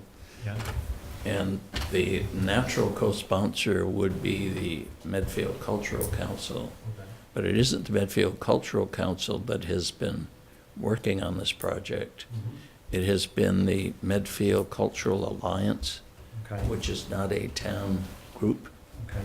It's an informal town group, I believe, that meets over the library and incorporates members from Yeah. everything from All over. memo and cultural council and all that stuff. So I did put it in as the Medfield Cultural Council, but I don't think it really matters much anyway. Yeah, yeah. Should get two. Does Should anyone? bog down to $17,000 with that. Yeah. For the home viewers, the amount of the match would be $17,450. Do you want to vote on that or designate one of the selectmen to speak on it? I'm very happy to speak on that one. Okay. Downtown improvements, that originally, the amount originally suggested was 25,000. The warrant committee is recommending I 15,000. believe you left in at 15, I thought it was gonna be like 0. I'm ready for that. You guys are like, feeling generous or something? Of that 15,000, 5,500 is committed for the maintenance, first-year maintenance of the pocket park. Yeah. And, okay, I don't know who wants to speak on that. I'm fine with that one. Okay. Stretch code is, I assume, the selectmen voted to support that. Yep. Pete, you have been to the Energy Committee meeting, so I Oh, assume yeah, you'd be yeah, the yeah. one to speak on that. Yeah. Yeah. Just the next two, or the next one is iron manganese treatment facility. I assume Water and Sewer Board would be the proponents on that if it gets technical, I think. Drainage easement on Adams Street. That's in preparation for putting a sidewalk up along Adams Street, which will be several years away, but that's, Ken's really done good work in getting the easement contributed for that purpose, so. 37 is gonna be a dismissal, and that's in part my fault, because when Ken told me that he wanted an article on for this, I thought it was, we have to get a 5-year discharge permit for the sewer treatment plant, Yep. and I assumed that's what he was talking about. So I put it in to be funded from the sewer enterprise fund. When Ken read the warrant, when it finally was prepared, he said, no, this has nothing to do with the sewer treatment plant. This is a discharge permit that, under the EPA 401D program or something, that has to be provided. It's for stormwater management. Yeah. So I said, well, we don't have 50,000 spare in the operating budget this year, so let's dismiss it and come back. And as of yet, the EPA has yet to issue the permit requirements. They were supposed to issue them in the next few weeks. The last time they issued a permit, I believe, was 2003. And Ken went to a meeting this morning with one of his employees that they were discussing this, and he came back. He felt we were so far ahead of so many other communities in terms of where we stood on this. A lot of it's to do with mapping, GIS mapping. We've done it. Streets we've done. Catch basin cleanings we've done. As usual, the federal government and the state government punish you for being ahead of the game. You only get credit for what you've done after 2005. Anything you've done before that, you get no credit for. And I don't know how they measure the credits, but for example, we've had a stormwater bylaw for 20 years, and so we don't get credit for that. However, but I don't think it will hurt us because we're so far ahead of the game on that anyway. So that'll be a dismissal. We had Mike, we had a presentation from the Neponset River Watershed Association, yeah. River Watershed Association, and they were telling us that a lot of towns like Dedham are expecting to have a budget item of upwards of $1 million a year to cover this. Wow, And so apparently we don't have to put anything in, so. good for us. Well, it's not quite, we already have money in the operating budgets. We don't have We to don't put put new anything money. And extra, it's already, yeah, Yeah. we're already paying for it, yeah. Okay, Rockwood Road, you've already handled, oh, no, the Committee on Senior Housing Needs first. I don't know if you want to have speak on that. I assume that's fairly routine and, If you want to say anything about that. I don't know anything about it at this point, so I could speak very briefly. Yeah, I'm sure we won't get too much. Yeah, I'll do it. Council on Aging has asked us to appoint a committee, is that what it is? yeah. Okay.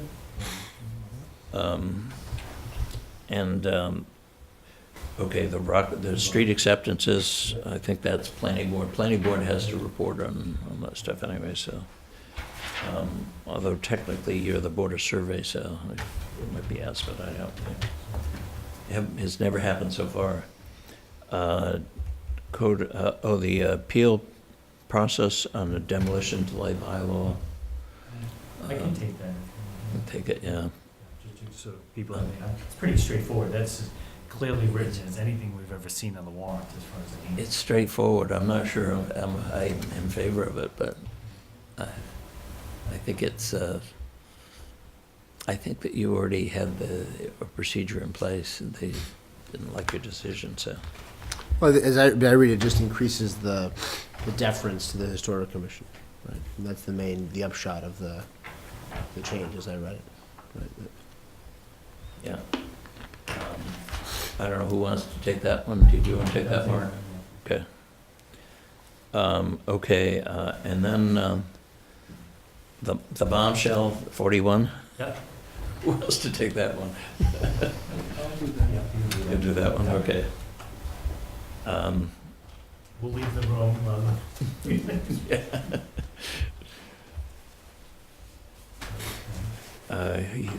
You weren't clear. That's probably one way you need to take a vote, because I know you said based on the rewrite, you might be in favor of it. Yeah, I might, actually, and it's very close in my mind, because I don't think it's that bad a thing to give the ZBA the power to grant permits in all kinds of places in town, because I think they'll exercise that discretion very wisely. So I'm not totally against the zoning as it exists now. So I'm still thinking about it, I guess. Okay, well, probably that would be one that you certainly are going to be asked your opinion on, so I think you need to come up and as a board, take a vote, and then, based on the outcome of your vote, decide who the best spokesman would be for whatever position you adopt, so we'll have that We on have the 2 more agenda. meetings before town meeting, right? Is that right? Yeah. Yeah. No, one. Just one. One, well, they usually have one the night of town meeting. Oh, Well, yeah. In the library. Yeah, yeah. All right, so we'll definitely talk about that then next meeting, And the yeah, we'll have 19th. an agenda, That's yeah. really important. And then the fire department collective bargaining settlement, Chris, do you want to talk to that? I'll take care of that. That is for fiscal 15 and fiscal 16. No, yes. So fiscal 17 is funded in the fire department budget. In the operating budget, All right, yep. cool. And Tom it's- Marie and I can take this Yeah, article. and it's about a little over 110,000, 110,600, I think, for 15 and 16, so. Correct. There was no increase for 14. Yeah. 14, right, yeah. Okay, and then free cash, reduce the tax rate, that's the last one, and I run over and give a figure to the warrant committee based on what has happened up to that date, so that's, okay. I don't know if you want to go over the budgets, or how you want to handle that, or you want to wait till next meeting on that, or? I think they're fairly straightforward. There wasn't much, most of them, but we moved around that much in all. We've gone through a couple of times already. Just unless there's any that. There's always the question on the human resources budget, why it went up so much, and that's usually because of the funding included for the merit and salary adjustments in the personnel plan. Chris is probably the best one to talk to that, so. And also on information technology, it's actually well, it is a fairly good increase. It's an increase, but I'm consolidating the IT budgets even further. Every year we try and do a little more, so I've taken software line items from the assessor's office, from the energy manager, and from the treasurer collector, and taken the amount of money they pay for their software licensing and put it into the IT budget. Got it. Okay, so they get the credit, you get the blame? Yep. Good. 3 years running. But that's good. And the town clerk's budget isn't up that much, but it's primarily because of the election, the presidential election, and state primary, and this. How about that town hall, public buildings, property, maintenance, salaries and operating? Yeah, part of that is because the grant funding, Always the, phasing out. is phasing out. This was a 2-year grant. Yes, yeah. But it's also a consolidation of other maintenance budgets as well. Okay. Yes. Home enrollment there. Yeah. Good, because we still have like 25,000 per Andrew, don't we, this year? Or is that done? No, I think we're done. Oh, But I think the idea is to get eventually all the town buildings in that one budget. Correct. Yes, yeah. The town garage is now in that budget for next year. Yeah, town garage is going in, and town hall, Mhm. and the library, I believe. Yeah, Mike is correct. The plan is to get them all within one operating budget, and then they'll all be guided by this capital plan that we're doing, Perfect. so. That's nice. Very good. Okay, police is actually not much of a change, considering, well, it is, 100,000, less than 100, about 88,000. We're hiring new, younger police officers that aren't making as much, I guess, probably. Right, yeah. You must have taken school traffic and consolidated them into salaries and stuff like that, yeah, just to And then pull he's- that Yes. stuff out. He's proposed appointing a deputy chief, I understand. Correct. Yeah. Was that in He'll- this budget, that reflected in this budget? Yes, It is. it is. It will actually be a cost savings to the town in the long run to do that. But he will be coming in to ask your permission at the next meeting. Excellent, And good. the cost savings is because of not paying for overtime? Correct. That position will come out of the union and no longer be eligible for overtime and be an exempt employee. Okay, and the fire department budget, that is up a very small amount relatively, so. Inspection, actually, the town budgets are only up 2.9%, Yeah. so it's, When's fire rescue going down? When we just gave them a pay increase? 153 down to 824,000. Well, but if you look over the warrant committee recommendation is higher. Oh.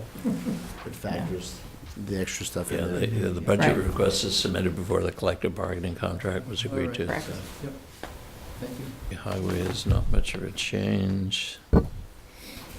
Street lighting is level funded. Town garage has been, that's part of the absorption into the public buildings budget. That's why that disappears. Equipment repairs, sidewalk level funded. Waste utilities. Solid waste is down again. Yep. I've made very good progress on that.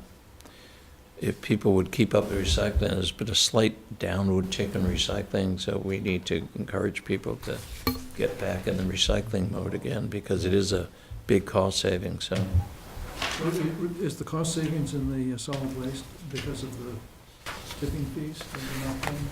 Tipping fees, and we've actually had about a 300-ton decrease in the amount of trash we've taken in the past few years, so it's dropped it gradually too.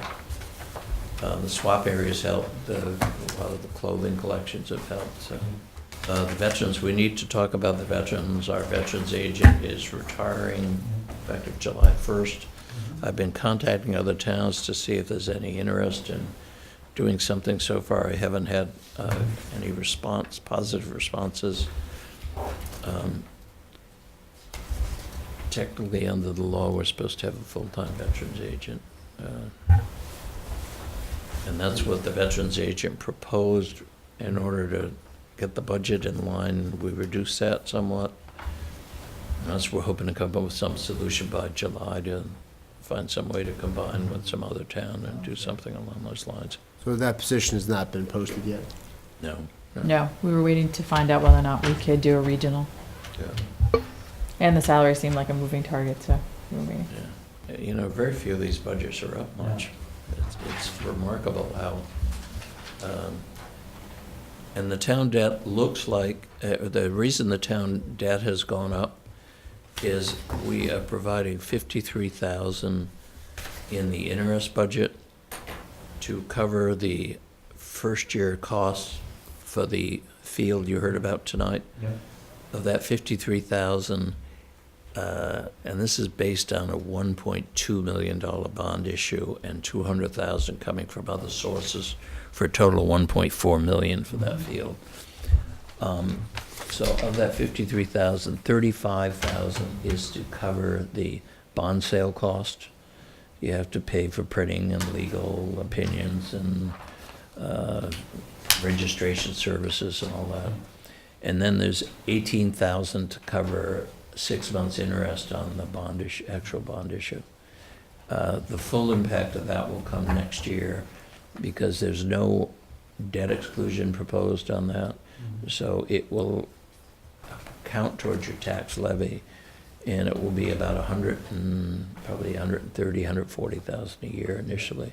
The schools have committed to paying 25,000 a year, and the superintendent tells me he's going to try to pay 30,000 a year. So it leaves 100,000 that we have to pick up next year that counts towards our tax levy. I think next year we're going to have to make some difficult decisions. We've been able to get by without an operating override for 5 or 6 years now. But I think given the impact of pensions and health insurance and the increase in the school budgets, I think we're going to be faced with whether we want to have an operating override, whether we're going to need an operating override next year. Regional school is up about 11,000. And schools is up 4.02%, and that's about it. Water and sewer up about 5%.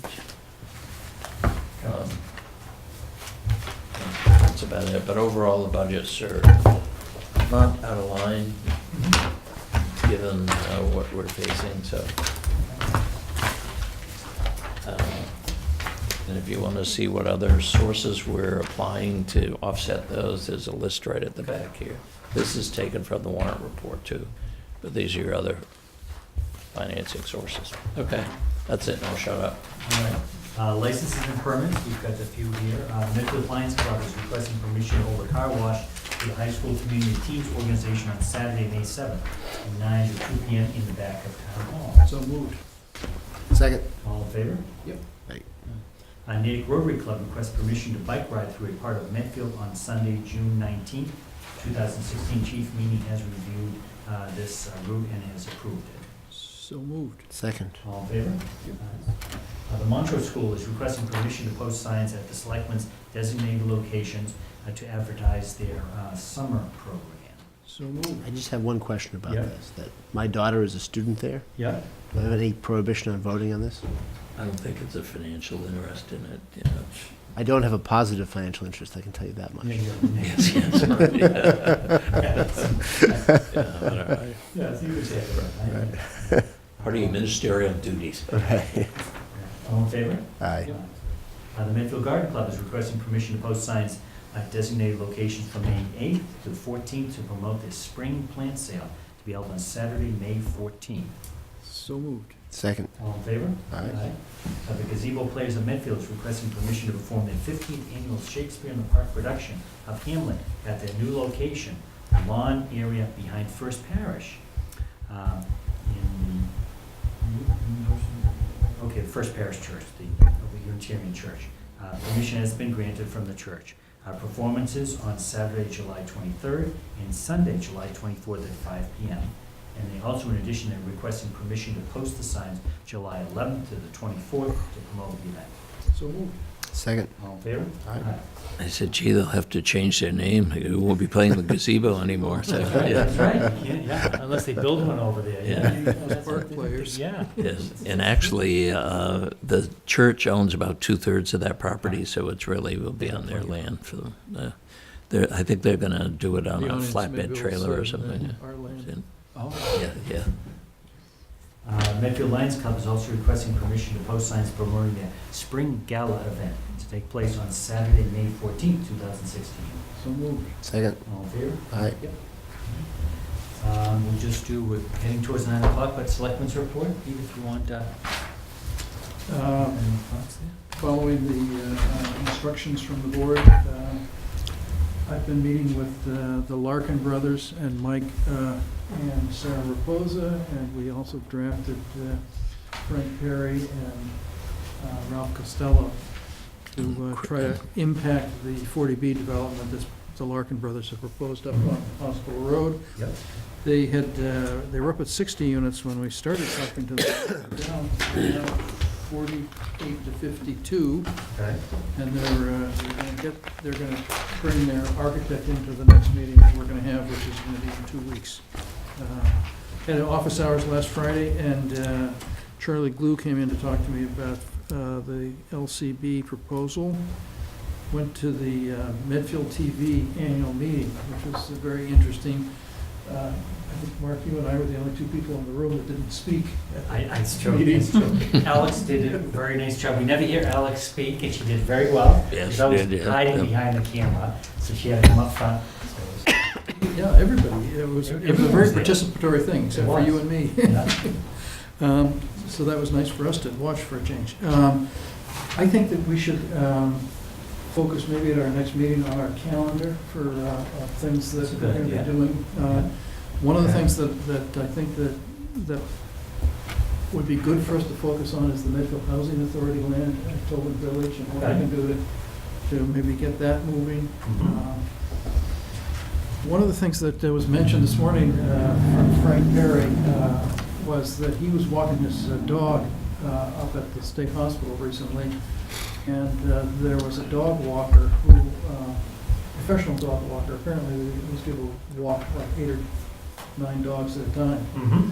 And when Frank asked the fellow to get his dogs under control, he was met with basically an expletive. And no effort to get their dogs under control. And so it raises the issue, we just started talking about dogs in Medfield and the fact that there's an awful lot of dogs up at the state hospital. A lot of the people that walk their dogs there are not Medfield residents even. And that it might make sense to have some sort of plan or rules as to how that all happens. Another area where there's a huge amount of dog walking is down at Wheelock. And again, there are a lot of people that come from out of town to walk there. And there's an awful lot of dog poop that gets left around at both places. And so I would suggest that the selectmen might think about asking the chief to come up with some sort of solution. Are you asking that we not have out-of-town people walk up there? I don't know, I think we should think about it. Okay. I mean, Because it might- the issue at the state hospital is we're providing access to that property in the back, and that is open to all residents of the Commonwealth. So we would have to actually police people coming in. You can't, I don't think we could close the state hospital because of that. It isn't necessarily open to all dogs of the Commonwealth. I think you can. The Commonwealth property is. Well, All but their dog. DCR has, if you read the signage, again, I haven't seen the final signage, and it's not all up yet, but the signage was supposed to say, you're limited to 4 dogs. Right. But their DCR property property. is open. Yeah. And your other issue is once we just resolve where that access road for the general Massachusetts population back to their C&D area, the restored area, once we decide where that access road goes, you may have some more control over. Right. My initial concern is I'm concerned about how much money we're spending on the operations, and to limit out-of-town people, we would have to have somebody policing it to find, Well, checking we have a police licenses. department that goes there. I mean, you don't have to station people there, I don't think. If you license people, you can charge them a fee, and so that you can actually pay for part of this. So, I mean, it's just, I think that somebody should be looking at it and making some decisions rather than just, it's getting very heavy use now. Which the police chief really likes. I know he's in favor. The more people we have up there, the less break-ins we have, so. Yeah, absolutely. I mean, but I know that when I was up there running on Saturday, there was three dogs and the dog pooped and no one picked up after the poop. And so, Well, presumably, I mean, that's already, and then do we have a? We have a pooper scooper bylaw. we have a pooper scooper bylaw that the police don't 90 days enforce in because jail. there's no. Unless the clear. police. That seems too lenient, Mark. Unless the police or the animal control officer sees it happen, Right, you can't. you can't prove. Yeah, so then we need a different system, and that's what I thought the chief was gonna come up with this year for us, was a different system, but, It's probably the evidence collection that's a problem. yeah. They do a DNA match. I had to take a urine sample from my dog into the vet once, and there I was, running around behind her with a plate. It's easier with a female. Yeah. So, well, maybe we can just, the chief and the grounds can certainly give us some thoughts on that. I'm sure they've got some ideas. Yeah, I think there's some issues, and so that it makes sense for the chief to look at for us. And that's it, Mr. Chairman. Well, I think probably it would help, if nothing else, to find out what other towns' policy is on this, because I've heard that other towns prevent their property from being used for dog walkers, which may be encouraging people from other towns to come to Medfield. Well, So at least we ought to have a policy consistent with what surrounding communities are, so that we are not getting impacted by people who can't do it in their own communities, so they come to Medfield. So, I mean, these professional dog walkers, not be from Medfield either. I mean, Frank was saying that he also got bit by a German Shepherd down at Wheelock that also bit Barry Mandel, and Frank just followed the guy to see where he went, and he drove off to Walpole. yeah. I think those would be the last two guys I'd want my dogs to bite, but I don't know, Frank and Barry, I wouldn't want to. That's right, yeah. Michael, any Uh, thoughts? I don't have a full report. The only report I would give is I just want to take a moment to pay tribute to Tara Baki, who passed away this past week. She was 47 years old. And one of those people, when you think about what makes Medfield special, Tara and her husband Erik and the Baki family are one of those families in Medfield that know so many people and have touched so many people. She had been suffering from brain cancer for 3 years, and she was an inspiration to a lot of people, well loved by a lot of people. They were among the first people that my wife and I met when we came to town. And her funeral was this morning at St. Edward's, and I just wanted to note her passing, and that it's a great loss for the town and for her family and for her many friends. Thank you. Just a couple of things that are upcoming events. Of course, this Thursday, first Thursday, my monthly plug, right? Zulu Gallery, first Thursday. The weather's going to be maybe probably going to rain or something. 50s in the rain, probably. We haven't gotten good weather yet for that Thursday. Yeah, I think Thursday is rain, actually, yeah. So that'll be inside then. That'll be inside and stuff like that. Yeah. So that's always a good take. It's good, but pretty soon it'll be open every Thursday once we get into good weather in the summertime. But that should be a fun place to go. So please go up to the Zulu Gallery. Please promote it, and we appreciate Bill and them appreciate people stopping by and checking out the new art exhibit. It's a nice place, and it's a great place to hang out and chat with some of your friends. This upcoming Saturday, Medfield High School Alumni Association having the annual trivia bee and stuff like that. So the Fisher family will have another table this year. Let's see if we can. We won it a couple of years ago. Yes, you did. Yeah. By a very narrow margin. Over the Thompson table, yeah. clan. Were you part of the Thompson clan that year? Or Yes, were you- and we were going for the hat trick, Yeah. and you've ruined our chances. Yeah. And then last year, there was a team from younger folks in Medfield, relatively speaking. I mean, younger, like in their 40s, I think, some couples and stuff like that I think beat everyone handily and stuff like that. So we'll see how we do this year. And then there was table 13 from Town Hall, Yeah, that always does well. coming up from the rear. Yeah, they finish last every year. They're very proud of it. So that's coming up also. And then this upcoming Monday, right, the 11th, Medfield State Hospital Committee, Master Planning Committee is having a public meeting, 7 o'clock at the high school auditorium, to give the town an update on what they've been up to and where they're heading for the state hospital. So please, everyone, see if you can take about an hour, hour and a half. It's not going to be too long for their meeting up there at the high school on Monday night. I know they've been working really hard on planning that, and I think they'll have a nice presentation for everyone. So I think that's it. Anything for informational stuff? Just a couple of things. Norfolk County Mosquito Control is going to be having helicopter applications for, between April 11th and April 29th. I think last year we had the representatives come in and they wanted to point out that it is not a liquid. It is, it's implanted in corn cribs, I think. They grind corn cribs, and it's not sprayed. It's dropped from the helicopter, I think, and it's only harmful to mosquitoes. It isn't harmful to animals or humans. So you don't need to be too alarmed by it. It's not like the good old days when they drove the truck down the street with a big fog. Yes, yes. Sprayed fog and It held him out that way. Okay, Mass DOT, we did get notice of the fiscal 17 apportionment, and that's why I'm trying to put together a chart for you to let you know. Our apportionment is down a few $100s this year. So it's, it used to be about $405,000 over the last few years. It dropped. It goes by road mileage and whatnot. So as other communities add roads, we're going to continually be dropping, I guess. Yeah. And for folks at home, it's $395,000 from the state. Yes, yeah. And copies of invoices from Barry Mandel about beaver control. The beavers are, apparently this is, someone told me that, I guess Barry told me this is the time of year when the beavers throw the kids out of the house and tell them to go fend on their own. Yep. We don't have helicopter beavers, I guess, so they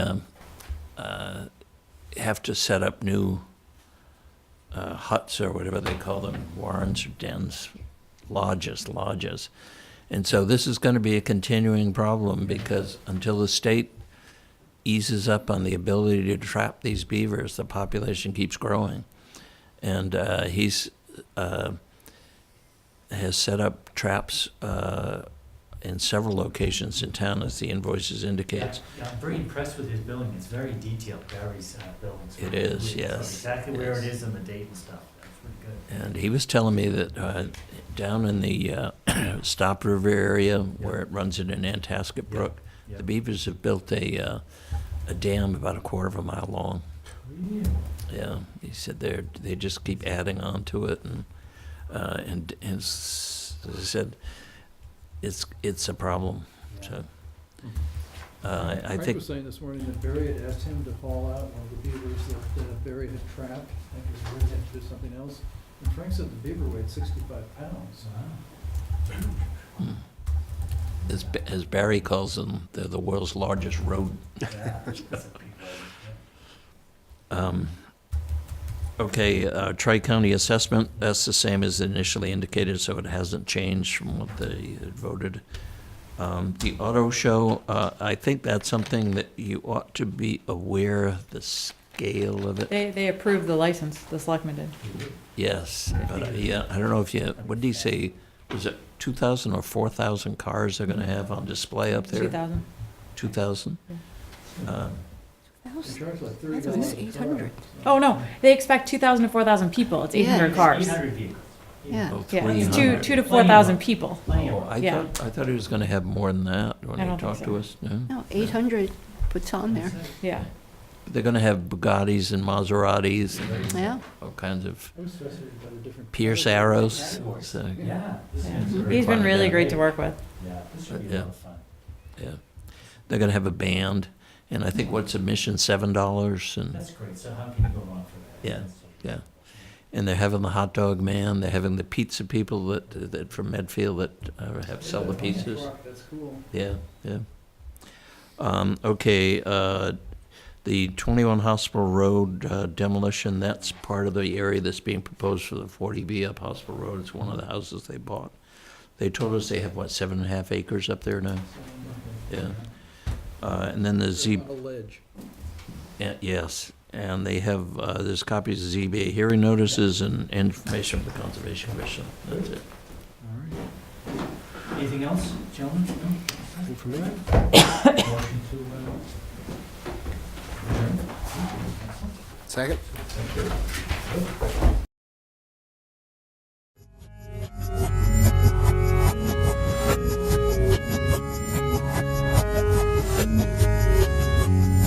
You're watching Medfield TV, community shows.